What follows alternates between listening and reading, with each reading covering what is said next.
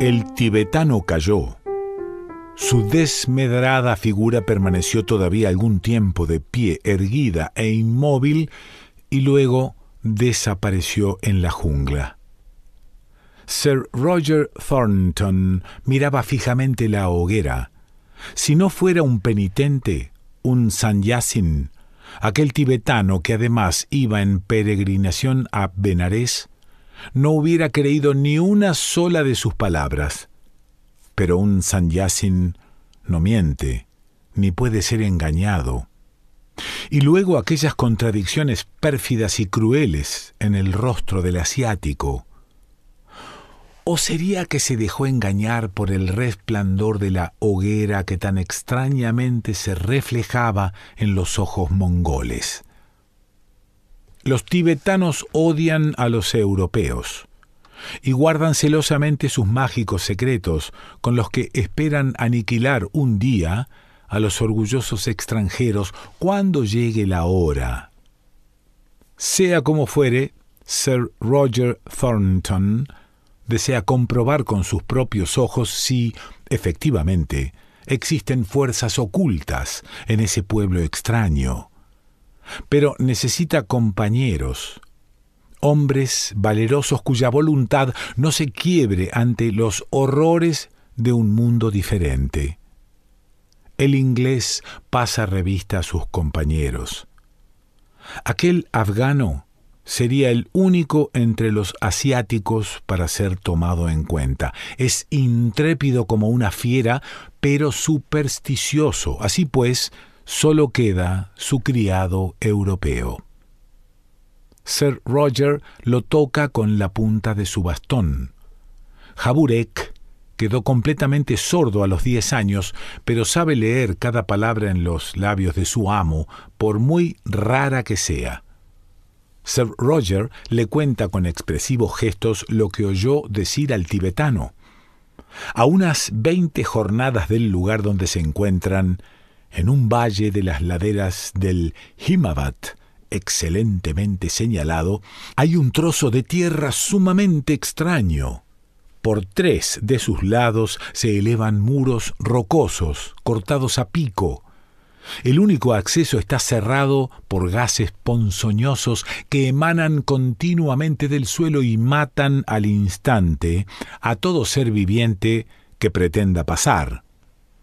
En el desfiladero, que cubre unos 130 kilómetros cuadrados, en medio de la vegetación más exuberante, vive, al parecer, una pequeña tribu de raza tibetana que, según el rumor, va tocada de rojos gorros puntiagudos y adora a un ser malvado y satánico en forma de pavo real. Ese ser diabólico enseñó a los habitantes la magia negra y en el transcurso de los siglos les ha ido revelando misterios que un día habrán de transformar el globo terrestre. Se dice que les enseñó una especie de melodía capaz de aniquilar en un instante al hombre más fuerte. Jaburek sonrió desdeñosamente. Sir Roger le explicó que se proponía cruzar los lugares envenenados con ayuda de escafandras y balones de aire comprimido y luego penetrar en el interior del misterioso desfiladero. Jaburek asintió con la cabeza y se frotó con satisfacción las sucias manos. El tibetano no había mentido.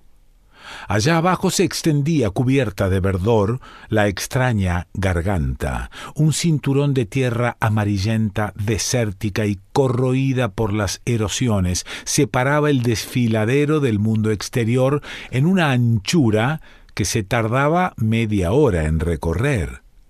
El gas que surgía del suelo era ácido carbónico puro. Sir Roger Thornton, que desde la cumbre de una colina pudo apreciar la anchura de aquel cinturón, decidió emprender la marcha la mañana siguiente. Las escafandras que habían encargado en Bombay funcionaban perfectamente. Jaburek llevaba los 2 rifles de repetición y diversos instrumentos que su amo consideraba indispensables. El afgano se negó tenazmente a acompañarlos y declaró estar dispuesto a meterse en una cueva de tigres, pero que se cuidaría mucho de hacer nada que pudiera comprometer su alma inmortal. Así, los únicos osados fueron los 2 europeos. Los cascos de cobre de las escafandras refulgían al sol y lanzaban extrañas sombras al suelo esponjoso del que ascendían en innumerables y diminutas burbujas las letales emanaciones. Sir Roger imprimió a su marcha un ritmo rápido para evitar el consumo del aire comprimido antes de haber cruzado la zona de los gases. Todo lo veía turbio, como a través de una tenue capa de agua. La luz del sol de un verde fantasmal teñía los lejanos glaciares del techo del mundo, que levantaba sus gigantescos perfiles como un singular paisaje de muerte. Finalmente hallaron verde césped, y Sir Roger encendió un fósforo para cerciorarse de la presencia del aire atmosférico en todos los niveles. Después se quitaron los cascos y descargaron los balones de aire. A sus espaldas se elevaba la muralla de gas, como una temblorosa masa de agua. En el aire flotaba un aroma embriagador de flores de ambería. Tornasoladas mariposas, del tamaño de una mano, cubiertas de raros dibujos, descansaban con las alas abiertas, como si fueran libros de magia sobre inmóviles flores.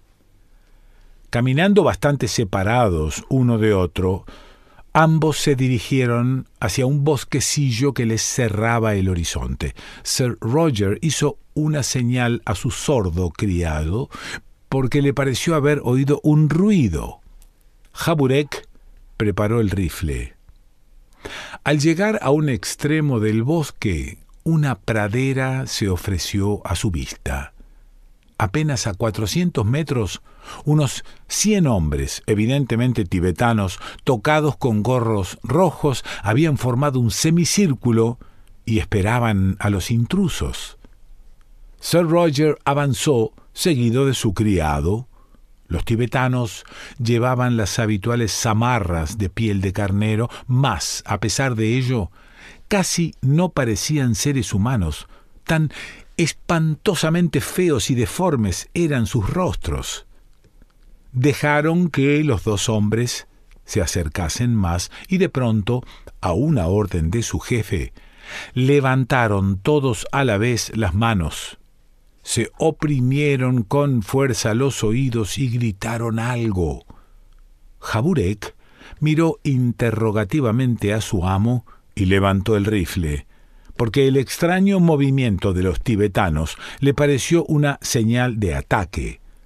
Pero lo que sus ojos vieron le heló la sangre en las venas. En torno a su amo se había formado una masa gaseosa, agitada y remolineante, parecida a la que habían atravesado poco antes. La figura de Sir Roger perdió los contornos como si hubiese sido devastada por el remolino. La cabeza se tornó puntiaguda.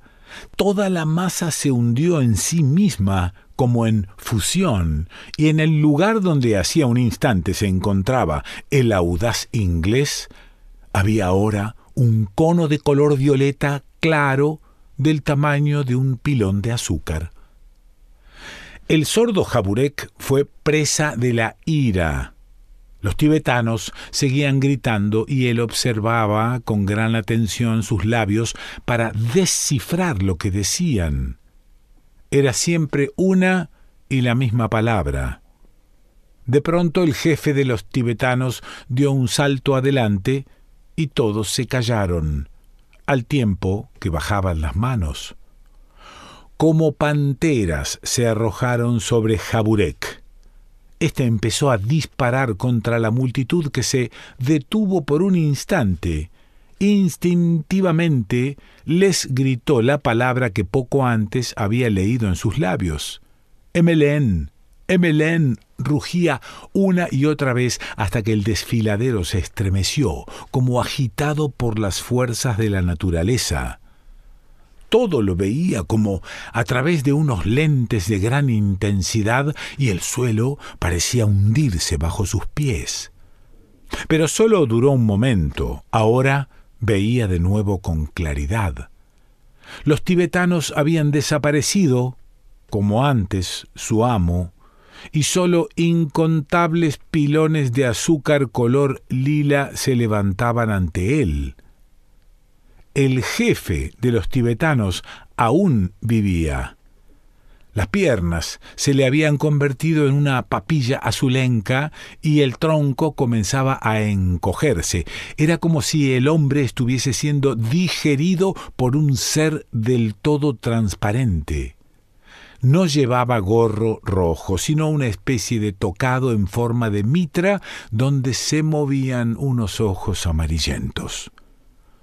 Jaburek le descargó un culatazo en el cráneo, pero no pudo evitar que el moribundo le hiriera en el pie con una hoz arrojada en el último momento. Miró a su alrededor. La soledad era absoluta. El aroma de las flores de ambería se intensificó y se hizo casi punzante. Parecía emanar de los conos color lila que Jaburek se puso a observar ahora. Todos eran iguales y estaban formados de la misma materia gelatinosa de color morado claro. Era imposible encontrar los restos de Sir Roger entre todas aquellas moradas pirámides. Jaburek arrojó un puntapié a la cara del jefe tibetano muerto y, rechinando los dientes, volvió sobre sus pasos. Desde lejos vio sobre la hierba, brillando al sol, los dos cascos. Llenó el balón de aire con una bomba portátil y penetró en la zona gaseosa. El camino parecía no acabar nunca. El infeliz sentía que las lágrimas mojaban sus mejillas. ¡Oh, Dios! Su amo estaba muerto, muerto aquí, en la lejana India. Los gigantes helados del Himalaya bostezaban cara al cielo. ¿Qué les importaba el dolor de un pequeño corazón humano?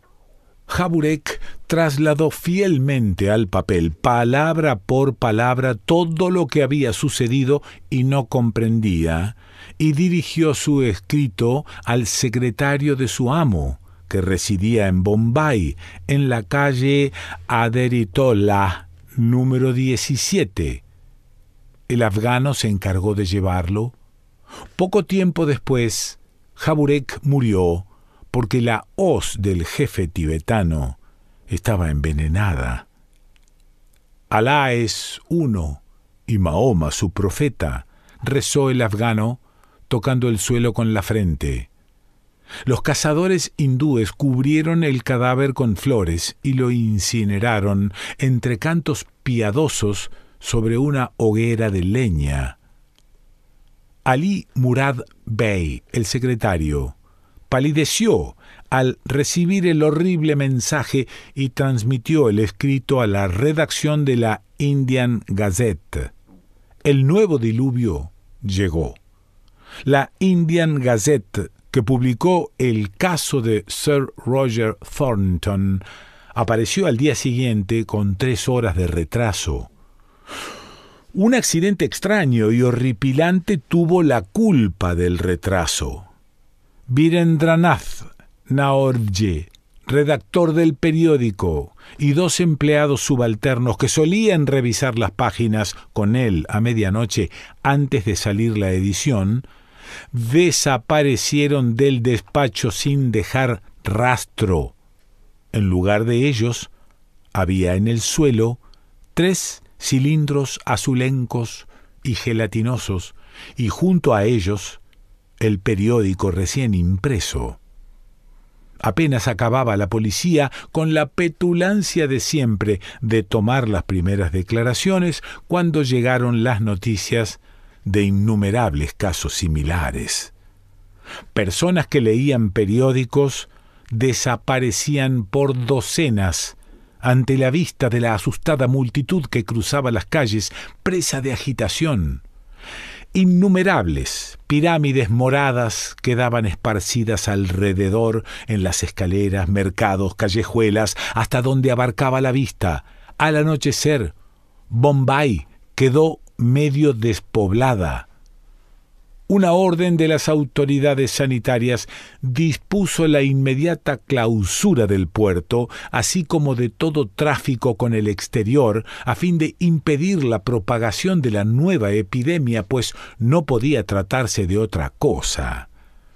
El telégrafo y el cable zumbaron día y noche, mandando al mundo entero la terrible noticia y detalles del caso de Sir Roger Thornton.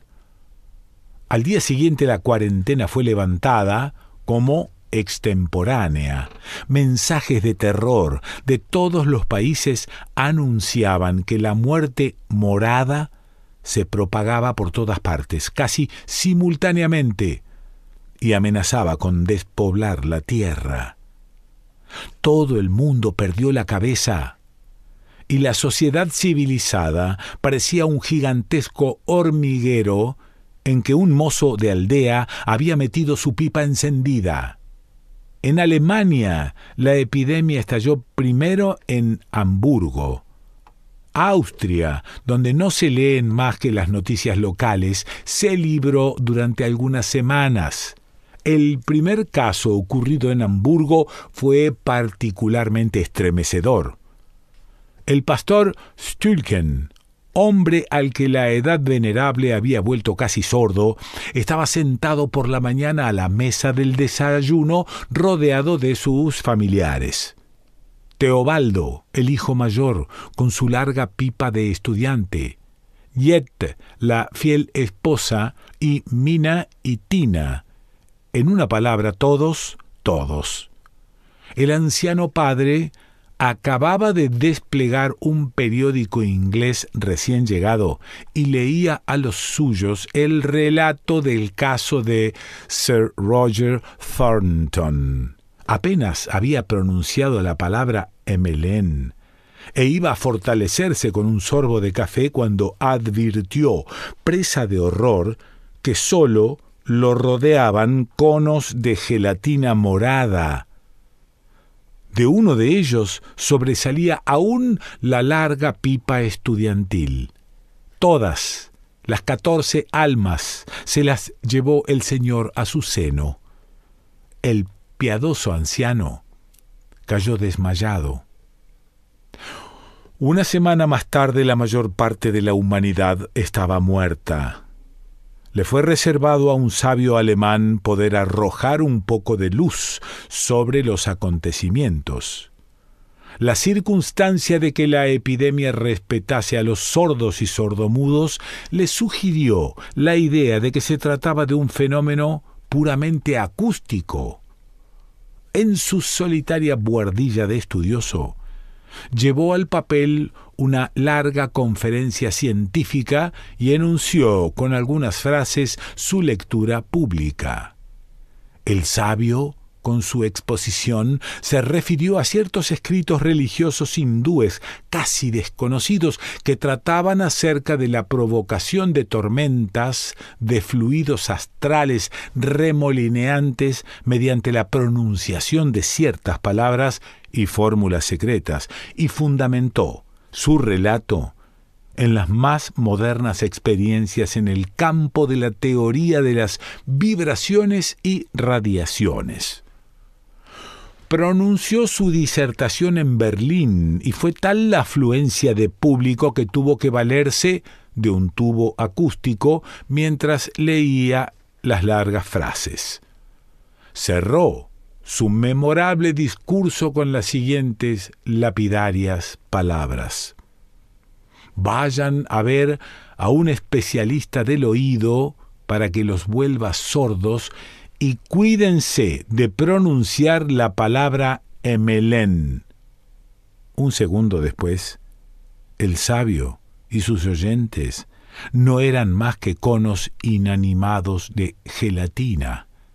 Pero el manuscrito no fue destruido, fue conocido y estudiado, y así la humanidad pudo evitar su total exterminio. Algunos decenios más tarde, una nueva generación de sordomudos puebla el globo terrestre. Usos y costumbres son diferentes. Las clases y la propiedad han sido desplazadas. Un especialista del oído gobierna el mundo. Las partituras han sido arrojadas a la basura junto con las viejas recetas de los alquimistas de la Edad Media. Mozart, Beethoven, Wagner se han vuelto ridículos como antaño Alberto Magno y Bombasto Paracelso. En las cámaras de tormento de los museos, algún piano polvoriento muestra sus viejos dientes. Gustav Meyrink.